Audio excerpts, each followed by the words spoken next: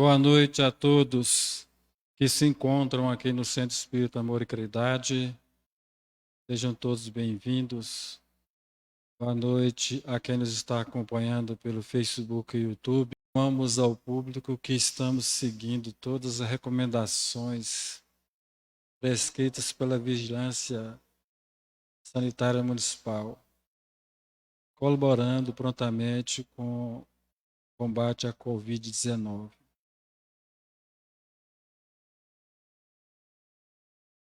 Nós vamos ler em seguida o capítulo 30 do livro Justiça Divina, psicografado pelo médium Francisco Cândido Xavier, ditado pelo Espírito Emmanuel. O título é Diante da Lei. O espírito consciente, criado através dos milênios nos domínios inferiores da natureza, chega à condição de humanidade depois de haver pago os tributos que a evolução lhe reclama. À vista disso, é natural que compreendas que o livre-arbítrio estabelece determinada posição para cada alma, porquanto cada pessoa deve a si mesma a situação em que se coloca. Possuís o que destes, granjearás o que vens dando, conheces o que aprendeste, saberás o que estudas, encontraste o que buscavas, acharás o que procuras, obtiveste o que pediste, alcançarás o que almejas. És hoje o que fizeste contigo ontem. Serás amanhã o que fazes contigo hoje. Chegamos no dia claro da razão, simples e ignorantes, diante do aprimoramento e do progresso, mas com liberdade interior de escolher o próprio caminho. Todos temos assim na vontade a palavra da vida, com infinitas possibilidades de mentalizar e realizar. O governo do universo é a justiça que define em toda parte a responsabilidade de cada um. A glória do universo é a sabedoria, expressando luz nas consciências. O sustento do universo é o trabalho que situa cada inteligência no lugar que lhe compete. A felicidade do universo é o amor na forma do bem de todos. O Criador concede às criaturas, no espaço e no tempo, as experiências que desejem, para que se ajustem, por fim, às leis de bondade e equilíbrio que o manifestam. Eis porque permanecer na sombra ou na luz, na dor ou na alegria, no mal ou no bem, é ação espiritual que depende de nós. Agora nós vamos todos fechar os nossos olhos, elevar os nossos pensamentos a Deus, nosso Pai, a Jesus, o guia e modelo de toda a humanidade, aos espíritos bons que estão sempre a nos orientar e a nos ajudar, rogando a Jesus que a tua luz ilumine o caminho de todos os seres humanos que habitam o planeta Terra neste momento de tamanha apreensão, de tamanha incomodação em virtude desta pandemia que hoje assola toda a humanidade. Rogamos a Jesus que Ele desce as portas do nosso consciente para que nós possamos compreender os ensinamentos que aqui hoje serão proferidos acerca do Evangelho de nosso Senhor Jesus Cristo segundo o Espiritismo. Pai nosso que estais nos céus, santificado seja o vosso nome. Venha a nós o teu reino, seja feita a tua vontade, assim na terra como no céu. O pão nosso de cada dia nos dai hoje, perdoai as nossas ofensas, assim como nós perdoamos a quem nos tem ofendido. Não nos deixes cair em tentação, mas livra-nos do mal, porque teu é o reino, o poder e a glória para sempre. Senhor Jesus, esteja sempre conosco. Assim seja, graças a Deus.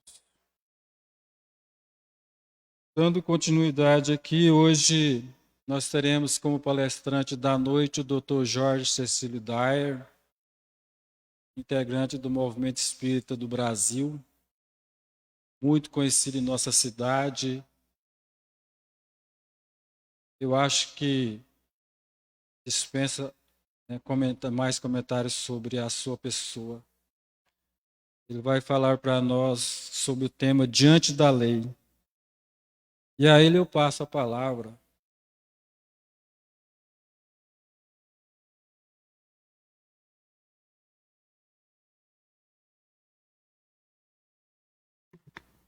Boa noite a todos. O texto de Emmanuel diz respeito ao livro Céu e Inferno, no capítulo 3, item 6 da primeira parte. Capítulo 3, Allan Kardec discorre sobre o céu. Seria céu na visão espírita.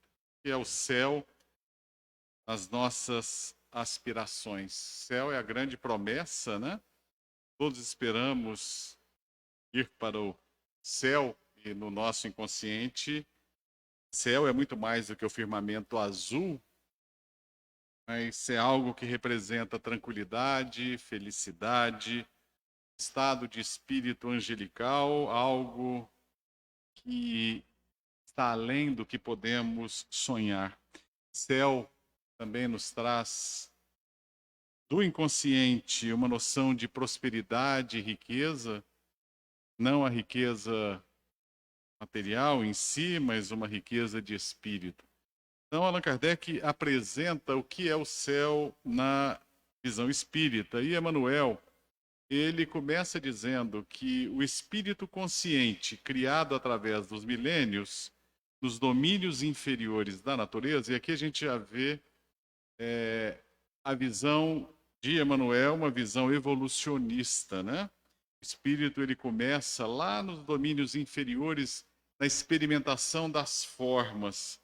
Que domínios são esses? Emmanuel não entra em detalhes, nem é importante que nos detenhamos nisso em uma palestra evangélica, mas ele já nos mostra como seres lançados à vida pelo Criador, como parte da obra divina, com uma meta.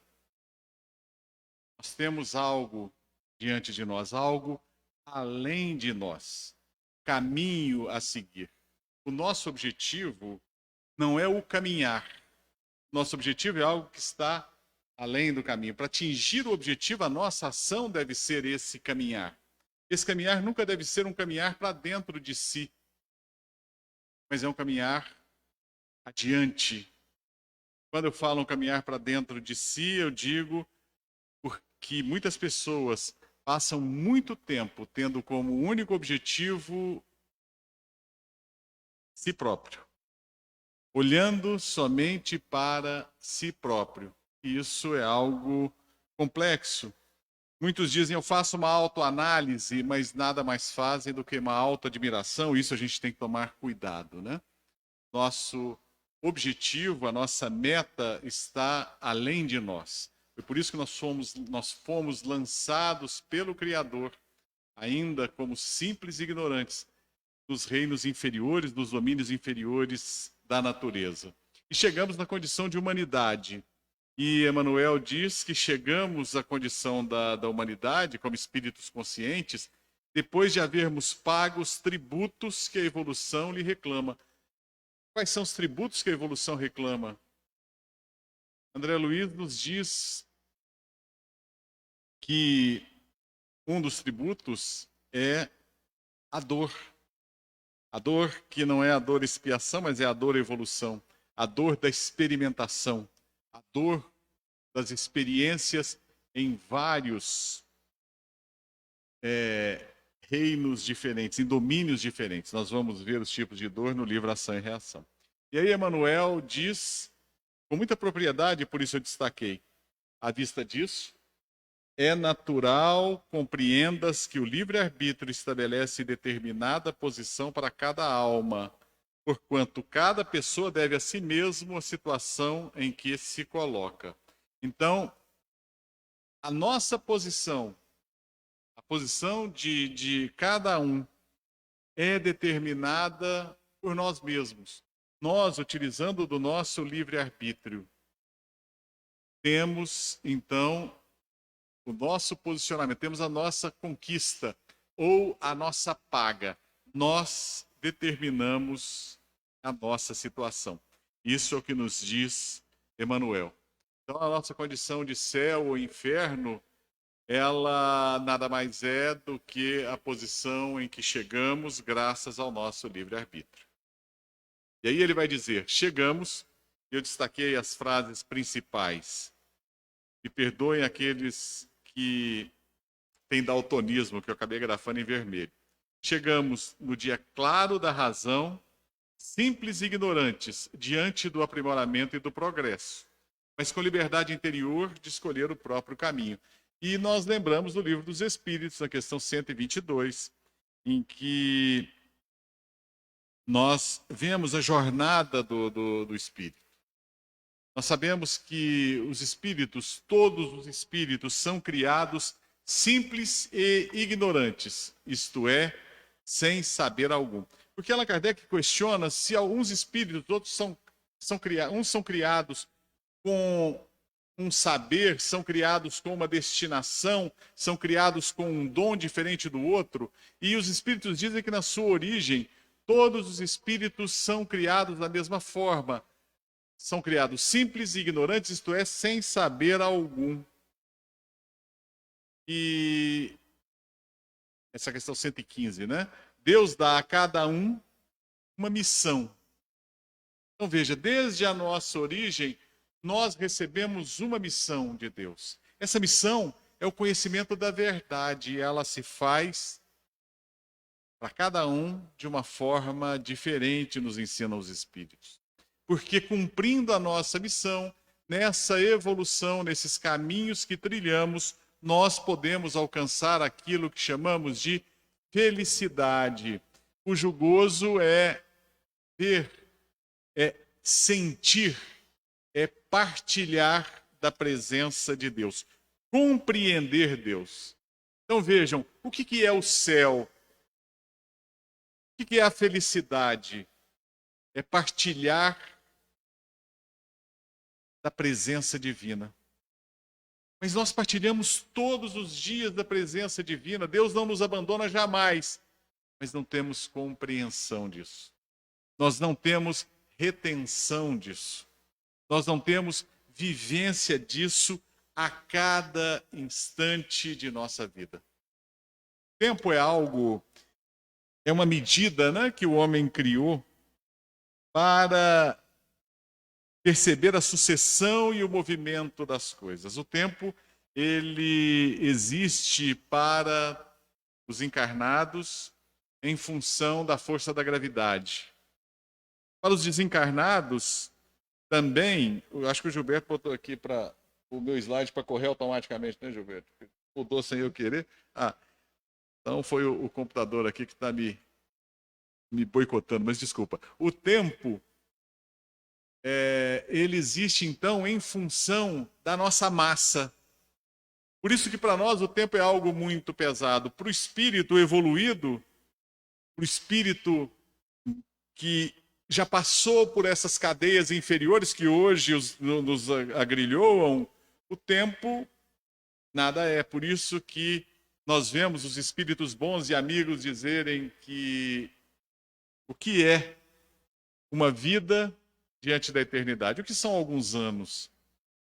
Alguns 80 anos perante a eternidade. Para nós, 10 segundos às vezes é muita coisa.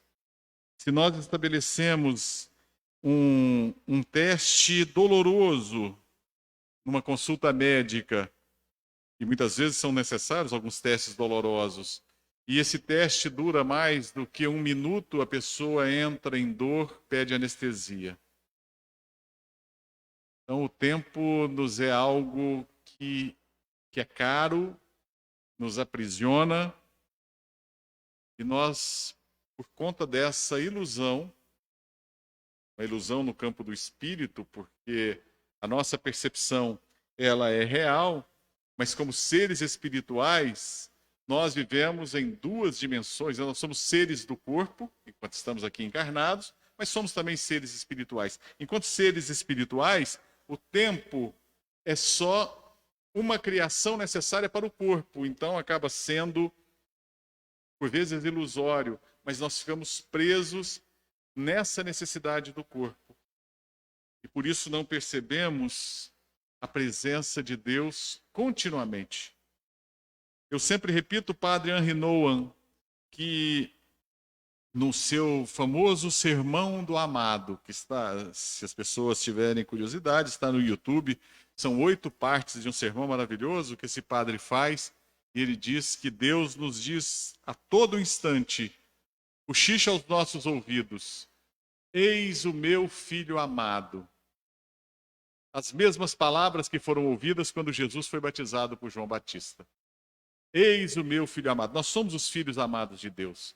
Só que nós não percebemos isso. Então a felicidade, ela consiste nessa percepção plena, na vivência plena desta realidade, que somos filhos amados de Deus. E aí nós temos a visão de Deus.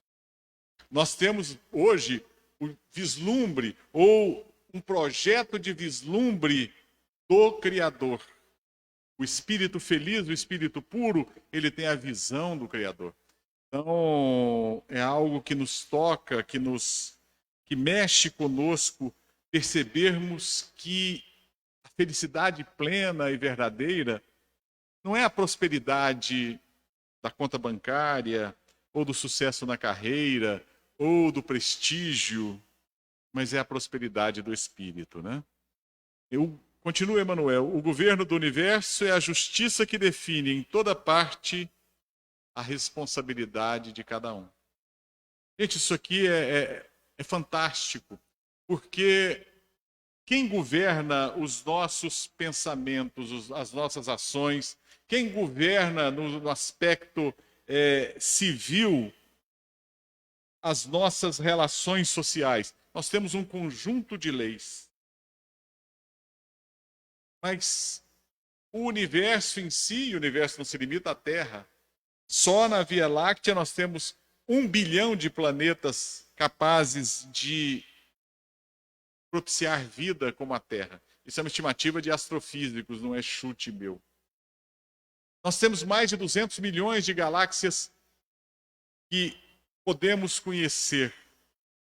Então, essa grandiosidade toda é governada por uma justiça. E essa justiça define a responsabilidade de cada um. É por isso que o nosso livre-arbítrio, ele nos coloca na posição em que nós nos encontramos, porque todas as vezes que fazemos opções erradas, opções contrárias às leis de Deus, nós nos afastamos da felicidade verdadeira. E os espíritos perguntam se as leis de Deus e as leis naturais são uma só. Allan Kardec pergunta aos espíritos, eles nos respondem que sim. E que as leis de Deus, elas são necessárias, são as únicas necessárias para a nossa felicidade. A questão 614 do Livro dos Espíritos. O homem só é infeliz quando delas se afasta, quando se afasta das leis de Deus. Por isso que Emmanuel nos diz que o governo do universo é a justiça que define a responsabilidade de cada um, em toda parte. O universo se autorregula. O universo está mergulhado no hálito divino. O Criador concede às criaturas, no espaço e no tempo, as experiências que desejem, para que se ajustem, por fim, às leis de bondade e equilíbrio que o manifestam. Olha que coisa bela, né? O Criador concede às criaturas, no espaço e no tempo, as criaturas encarnadas ou que estão na órbita do planeta, porque o espaço e o tempo, ele é algo, são medidas caras, são medidas importantes para nós que estamos na Terra, quer encarnados ou desencarnados, porque existe uma psicosfera de espíritos ainda vinculados à Terra, sofrendo as influências do planeta Terra. E muitas vezes, e não são somente espíritos inferiores, são espíritos que aqui foram nossos companheiros, mas que ainda estão presos por uma questão natural, do hábito, da nossa inferioridade moral, porque todos somos espíritos da terceira ordem, com exceção de alguns. Muitos na terceira ordem estão nas classes mais elevadas, mas nosso planeta ainda é de expiação e provas, e por isso somos espíritos da terceira ordem. Então, a influência do planeta Terra, os hábitos do planeta Terra, o ciclo do planeta Terra influencia também muitos espíritos aqui vinculados. Por isso que o Criador concede às criaturas no espaço e no tempo as experiências que desejem, para que se ajustem. Porém, nós estamos diante daquela parábola de Jesus e o cego Bartimeu. Vamos lembrar da parábola, porque Bartimeu, ele é um cego de nascença, vive de esmola. Na verdade, Bartimeu se torna cego, não era de nascença. Ele vive da esmola, da caridade alheia. Ele ouve o burburinho que Jesus está em Jericó e ele consegue chegar até Jesus. Imaginem um cego enfrentando uma multidão, ele sem enxergar, gritando a plenos pulmões: Jesus, filho de Davi, tenha piedade. Imaginem um cego enfrentando a multidão, deve ter usado cotovelo, empurrado, mas ele está diante de Jesus naquele instante. E Jesus faz a seguinte pergunta: que queres que eu te faça? E certamente essa pergunta Jesus nos faz todos os dias. Nós devemos acertar na resposta. Porque o que era mais importante para Bartimeu ali naquele instante? Para nós pode parecer lógico. Ele era cego, o mais importante seria enxergar. Porém, Bartimeu era um homem que ele estava numa cidade muito próspera, Jericó. Ele vivia da caridade alheia, ele vivia da esmola dos outros. No momento em que ele passasse a enxergar, ele teria que se virar. Perderia uma função cômoda. Na medida em que ele fosse curado e que não fosse por nenhum sacerdote do templo, ele poderia ser proscrito. Então, a simples opção que eu veja, Senhor, é a resposta dele, é uma resposta amadurecida. Por isso, Emmanuel nos diz que o Criador concede às criaturas no espaço e no tempo as experiências que desejem, para que se ajustem, por fim, às leis de bondade e equilíbrio que o manifestam o Criador. E é por isso que a gente sofre muito, porque a gente escolheu muito errado. A gente fez opções muito erradas.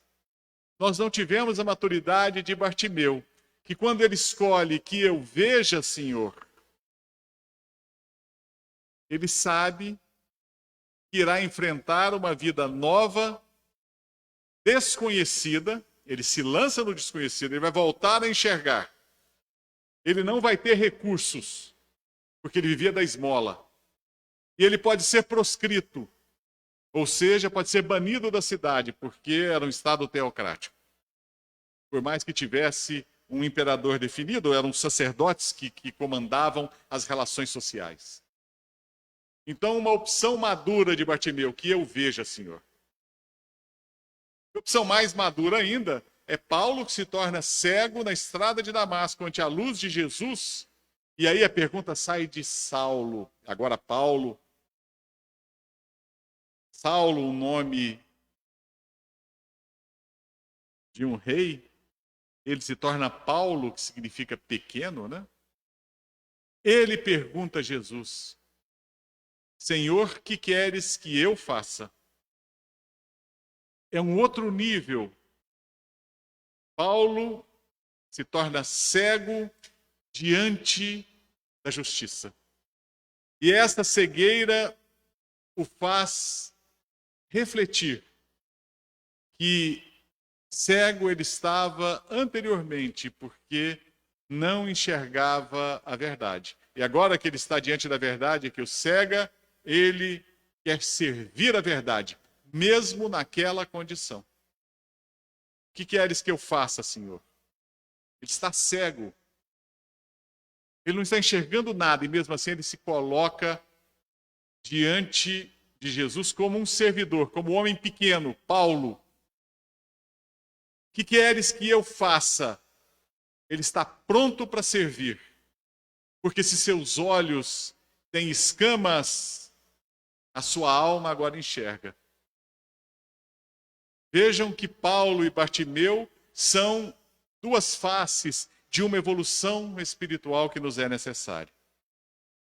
E continua então Emmanuel: eis porque permanecer na sombra ou na luz, na dor ou na alegria, no mal ou no bem, é ação espiritual que depende de nós.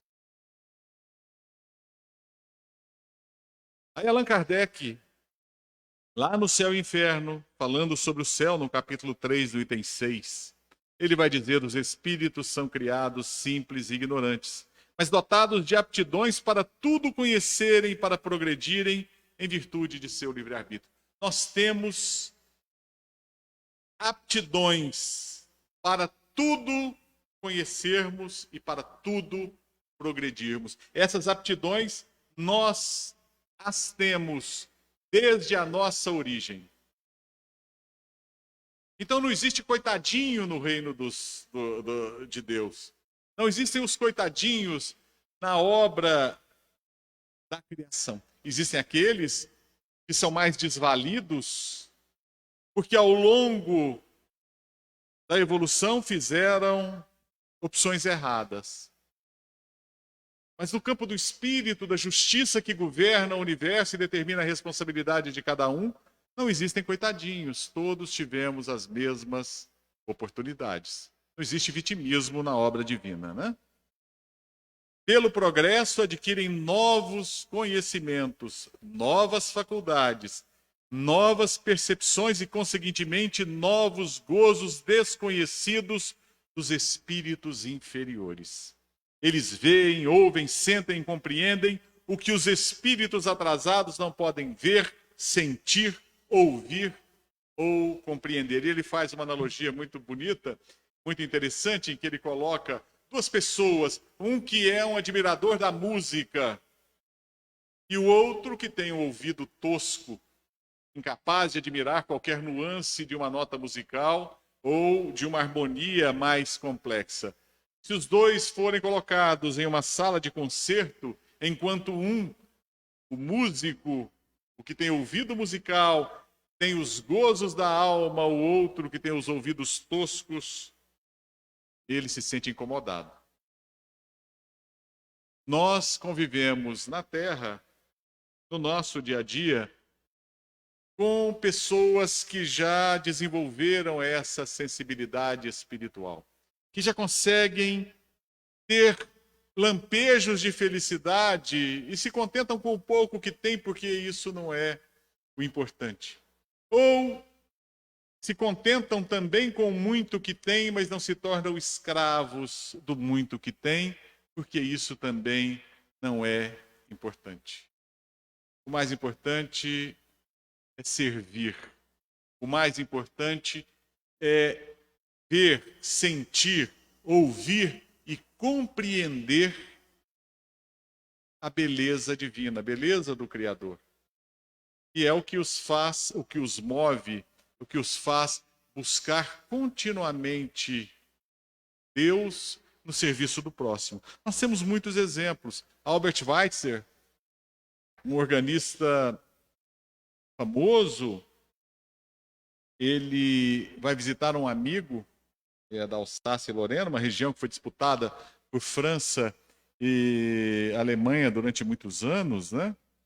Em algumas conflagrações bélicas, mas ele vai visitar um amigo que é dentista. Enquanto esse amigo está atendendo, ele vê na sala de espera uma revista em que tem uma criança na África, isso na década de 1930, né? E antes, uma criança na África muito magra, passando fome, foto preta e branca, e a pergunta: o que você tem feito pelo Cristo? Aquilo tocou profundamente Albert Schweitzer. Ele que encantava a Europa com seus concertos, e um homem religioso, protestante, ele incomodado, ele busca saber de uma realidade que ele não havia antes se atentado. O que você tem feito pelo Cristo? Ele estuda medicina, ele vai para Papua Nova Guiné, se torna um homem que dedica o resto de sua vida àquele povo, como médico, como pastor, como alguém que serve o Cristo, amando profundamente Jesus, servindo aquelas pessoas. Então nós temos esses exemplos na Terra. Exemplos que são pouco comentados, né? Exemplos que... E nós temos exemplos entre nós de pessoas assim, e são pouco comentados porque não geram venda de notícias de jornal. Mas graças a Deus nós temos esses missionários. E aí Allan Kardec coloca em itálicos: a felicidade está na razão direta do progresso realizado. De sorte que de dois espíritos, um pode não ser tão feliz quanto o outro, unicamente por não possuir o mesmo adiantamento intelectual e moral, sem que por isso precisem estar cada qual em lugar distinto. O céu é aqui. Nós podemos ter o céu aqui, diante desse inferno, desse pandemônio que vivemos, dessa insegurança que vivemos, da incerteza em que vivemos. Mesmo assim, podemos achar o nosso lugar no céu, desde que nos dediquemos. Podemos encontrar o nosso céu aqui mesmo, no tumulto, no meio de pessoas que sofrem, no tumulto dos que sofrem e clamam assistência. Mesmo assim, nós podemos encontrar o nosso céu. Para isso, basta que nos dediquemos. Para isso, basta que façamos as nossas opções de acordo com as leis divinas, né? Ainda que juntos pode um estar em trevas, enquanto que tudo resplandece para o outro, tal como um cego e um vidente que se dão as mãos. Olha que analogia bonita, né? Allan Kardec escrevia muito bem, muito inspirado, tal como um cego e um vidente que se dão as mãos. Este percebe a luz, da qual aquele não recebe a mínima impressão. Sendo a felicidade dos espíritos inerente às suas qualidades, aurem-na eles em toda parte em que se encontram, seja a superfície da terra, no meio dos encarnados ou no espaço. A felicidade é inerente às qualidades do espírito. E eles vão ter essa felicidade em toda parte. E aí nós conseguimos entender por que os espíritos dizem que devemos agradecer mesmo nos momentos de maior sofrimento. Obrigado, Senhor, porque eu sofro. A gente encontra isso lá no Evangelho segundo o Espiritismo, no capítulo 5, bem-aventurados os que são bem-aventurados os aflitos, né? Porque as aflições pelas quais passamos, elas contribuem para a nossa felicidade, desde que saibamos compreendê-las. Nós passamos por aflições porque, de certa forma, provocamos tais aflições, quer nessa vida, quer em vidas passadas. E nós não somos punidos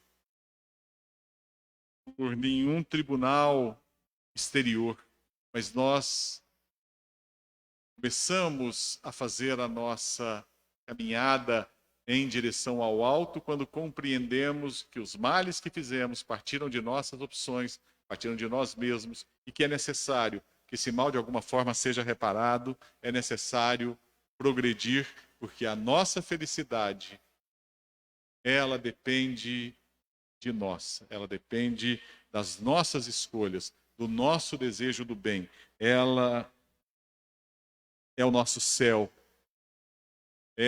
A felicidade, ela só existe na plenitude quando já estamos um passo adiante do que hoje estamos, talvez uns 2, 3, 4 passos. Diante da humanidade que sofria, E mesmo sendo convidado por Mãe Santíssima para ter uma posição em mundos mais adiantados, Bezerra de Menezes pede misericórdia para que fique mais 200 anos entre os homens, porque não queria abandonar os seus filhos. Isso é a percepção da felicidade. Ele é feliz enquanto ele está ajudando, auxiliando, e por isso Allan Kardec ele vai concluir dizendo: o mundo espiritual tem esplendores por toda parte, harmonias e sensações que os espíritos inferiores, submetidos à influência da matéria, não entreveem sequer, e que somente são acessíveis aos espíritos purificados. O Dr. Bezerra de Menezes não é um espírito purificado, ele já é um espírito de um galardão maior do que nós. E nos conhecendo como inferiores, que ainda sofremos muito a influência da matéria e por isso provocamos sofrimentos e suplícios a nós mesmos, ele, num ato de amor à humanidade, de amor a esses filhos infantis que ainda somos, ele pede para ficar juntos, junto conosco, mais 200 anos, para auxiliar-nos como pode na vivência do Evangelho. Então, é o que nós temos para trabalharmos, né? Hoje, nesse tema tão belo que Emmanuel nos traz. Agradeço a oportunidade, que Jesus esteja conosco, os bons espíritos possam nos guiar e nos conduzir.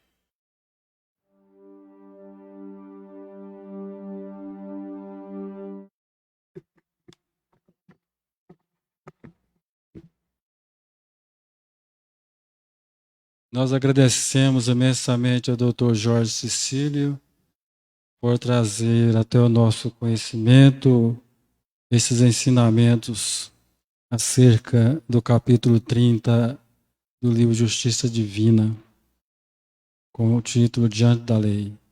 Muito obrigado ao Dr. Jorge por mais este aprendizado. Nós vamos passar alguns avisos. O Centro Espírita Amor e Caridade, ele mantém, no momento, 4 campanhas. A campanha de aqueça a quem tem frio, a campanha de fraldas geriátricas, a campanha dos enxovais para bebês e a campanha de alimentos para a cesta básica. Com isso, nós contamos com a colaboração dos participantes, das pessoas que participam com o Centro Espírita Amor e Caridade. São esses os avisos que nós temos para passar para todos. E a prece de encerramento, eu vou chamar o André Brasil para fazê-la.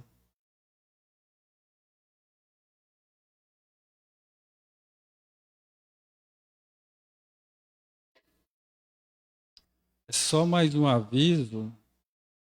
Estamos convidados a todos que nos ouvem, que nos veem, para participar às 20 horas de vibrações em favor do planeta Terra neste momento tão difícil que a humanidade passa. Pode ser de suas próprias casas, né? O horário é 20 horas.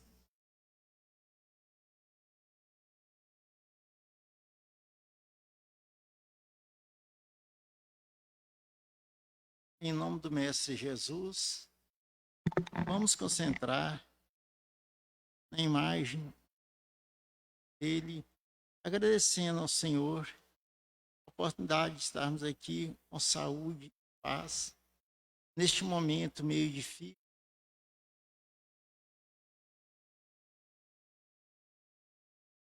Que Jesus abençoe todo o planeta, todos os emissários de Deus, seja envolvendo todo o mundo com muita bênção, saúde e paz.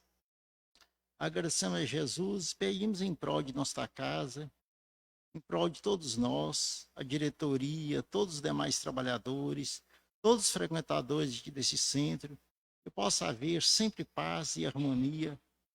Estaremos, que sejamos sempre firmes na fé, estejamos preparados para servir próximo na medida do possível. Oramos também em prol das demais instituições espíritas, todas elas, que tenham muito equilíbrio, muita paz, harmonia. Que Jesus esteja presente hoje e sempre. Pai nosso que está no céu, santificado seja o vosso nome. Venha a nós o vosso reino, seja feita a vossa vontade, na terra como nos céus. O pão nosso de cada dia nos dai hoje, Senhor. Perdoai as nossas ofensas, assim como devemos perdoar aquele que nos tem ofendido. Não nos deixe, Senhor, entrar em tentações, livre de todos os males. Que o Senhor esteja presente conosco hoje e sempre, que assim seja.